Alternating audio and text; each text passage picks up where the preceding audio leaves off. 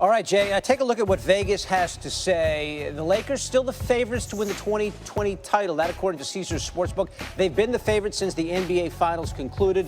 Right behind them are the Bucks, who had the best record in the regular season last year. For more on this, let's bring in Stephen A. So, seismic shifts across the NBA, Stephen A. Certainly in the West, the Warriors aren't what they were. The Jazz vastly improved. How necessary is it for the Lakers to add Kawhi to LeBron and Anthony Davis and Kyle Kuzma? Well, I think if you want to solidify yourself as the championship, the prohibitive favorite to capture a championship, then Kawhi is incredibly important.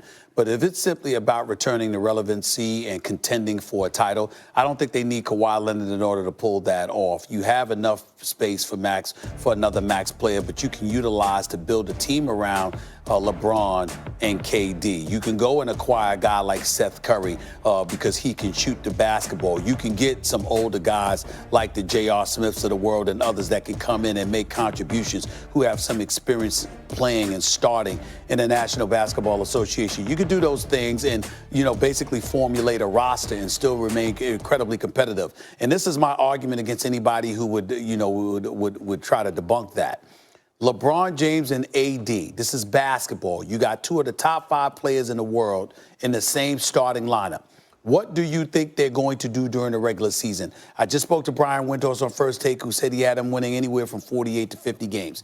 If that is the case, then you're talking about them getting to the postseason. Thereafter, a best 4 of 7 series in the postseason, having to deal with LeBron and AD. You gonna bet your money against them? I wouldn't. And that's what this comes down to. So I don't think they need Kawhi in order to be relevant in the championship picture. I think you need Kawhi if you want to shift the balance of power so dramatically that there's no question that you're the prohibitive favorites to capture a championship. That's the purpose of having a Kawhi Leonard, also simultaneously keeping him away from the team that plays in the same city, in the same building as you, which is the Los Angeles Clippers. You add Kawhi to what they have with the Lakers right now. That's the new super team. It would be crazy good. They're still going to be good, as you say. They're going to be relevant without him. We'll see how that plays out. Let's get to the Nets, who were the big winners last night. They pick up Kyrie. They pick up Kevin Durant. KD, of course, probably going to miss all next season with the Achilles. As far as chemistry goes here, Stephen A., how do you see that tandem and their buddies playing out long-term in Brooklyn? Well, I think it works great because of Kevin Durant, the component that he brings to the table. You have to remember, he's one of the most efficient superstars we've ever seen. He doesn't need to shoot 23 times a game to average the career 27 points per game on nearly 50% shooting and nearly 39% from three-point range that he's accumulated throughout his career. He has that kind of efficiency. He's 6'11" with a 7'6" wingspan, and he is a sniper. So when you have somebody like Kyrie Irving who can dance all over the place because he's got the best handle in basketball and he can be spectacular and he's a great finisher at the basket for his miniature size, you add those components to a Brooklyn Nets squad that, as far as I'm concerned, is already formidable with guys like Dinwiddie and LeVert and these boys who can absolutely play, but more importantly, are disciplined enough to know what their roles are and play within themselves. The Brooklyn Nets have the making of a very good team. Now, whether that's going to translate into immediate success next season remains to be seen, but the reason why they should be deemed big-time winners is because even though the New York Knicks have made moves that have improved their rosters, not like the Knicks have gotten worse. They are better with the Julius Randles of the world, the Bobby Portises of the world, but that's nothing compared to what we expected. And when you have a team that's in New York, one of the 5 boroughs, and they are the one that captured not one, but 2 preeminent superstars in the game of basketball. They have now stolen New York. This isn't a city where you look at the Lakers and the Clippers, and no matter what's going on, it's Lakers town. They've got 16 banners to lean on to really buffer and validate their history. The New York Knicks have 2 championships on their resume.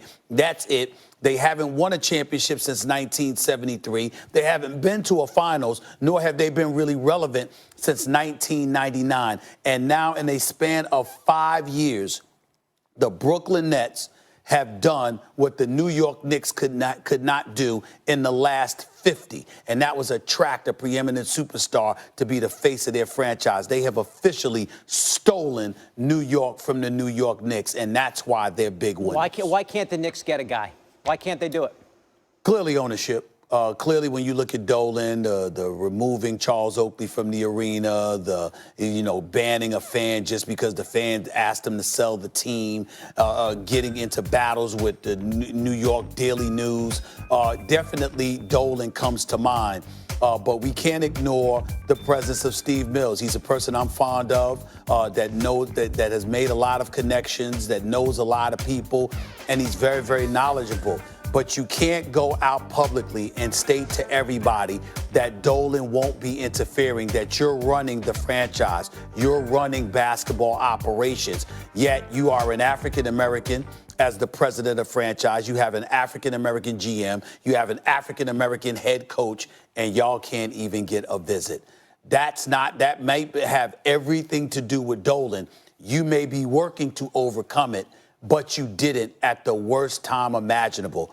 After trading Kristaps Porzingis, creating $70+ million in cap space, supposedly being in position to make sure that you're moving in a forward direction that's more flagrant, and nothing to show for it, really, in the eyes of New Yorkers. It's not about just losing KD and Kyrie. It's that you lost them to Brooklyn. Had they won anywhere else, we would appreciate the fact that Julius Randle, Bobby Portis, and those guys are going to be added to the equation. But you lost out on KD and Kyrie